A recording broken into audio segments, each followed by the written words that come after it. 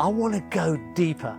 I want to get to the heart of the matter and what it is you need to know to really understand permaculture design and how it's taught, and the tools and foundation of the system, and even more important, the mindset that you have to adopt to understand it. That what we're doing is we're looking around us and seeing the problems in the world, and then we're learning to listen and look at the natural system and observe and learn from nature itself.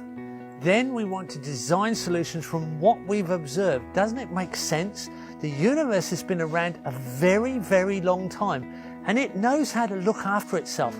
So if we design solutions that align, then we stand a chance of not just repairing the problems that are all around us, but actually creating an abundance. I work on aid projects, and I work with people who are suffering, and it's a serious business. So I need to be able to teach what I know works and what actually gets a result. It's not hard, but it can be complicated. It's interesting in its complications. It's like a very interesting game combination. You're always trying to find new combinations that work well together, and you're always finding them. It's always revealing more and more interesting, in-depth situations.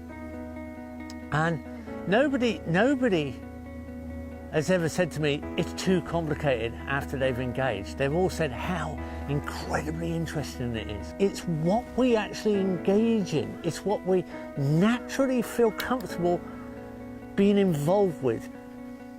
And you actually realize it's infinite. It goes on indefinitely. It keeps going. There's no ceiling to this. There's no end to this. It kind of makes you feel comfortable with time. It makes you feel comfortable with infinity, actually. It makes you realize the system is, as its name implies, absolutely permanent. Permaculture makes connections between disciplines, so it's definitely a system that's quite complex.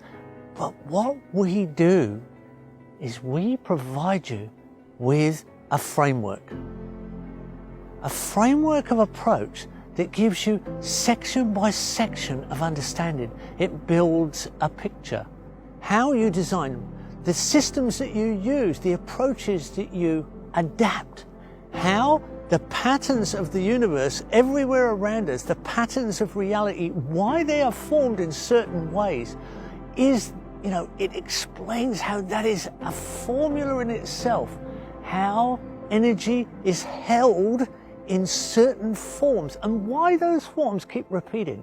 There are constants about the climate on this planet. There are very constant factors, and once we understand that and the difference between climates in different places, we kind of get a stronger, tighter, clearer focus on what it is we're doing and where we should be applying one sort of design to another.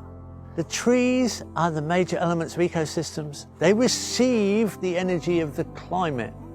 From there it goes on to water, because the big beneficial element in the landscape from climate and trees and their energy interactions is the water cycle, and that's such an important cycle. We go on to soil, because from there, with so much life, it's all about the life in the soil and creating soil.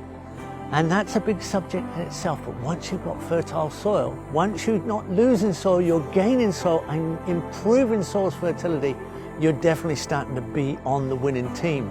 So from there, we go from soils to how we move it around, because we've always moved soil around a bit. We've made ponds, we've held up water, we've made roads, we've made earthquakes, we've shaped the soil. We've been terraformers forever. From there we can go specific to climates. The three major climates of the world, the humid tropics. They're so different. They're the hot, high sun tropics, where you get high temperatures and high humidity. Then on to dry lands. They're where the evaporation is so high, it's higher than the rainfall, and they're specific and they're quite complicated. And then we can go on to the other humid climate, which is the cool to cold. So we have the three major climates. The last one there, before the final, is aquaculture. how we actually get production in water itself. And then at the very end, the 14th chapter of them all, strategies for a global alternative nation. How we have to use ethics as processes and protocols to govern our needs. How we have to use ethics to govern design science. How we design our communities, how we interact, how we have our local trading, how we set up bioregional currencies, how we trade together, and how we set up permanent cooperation and an abundant world that we truly deserve. That's our framework, that's what we can do. That's why people realise that permaculture is a design system for the future and one we need right now to get past the issues we have.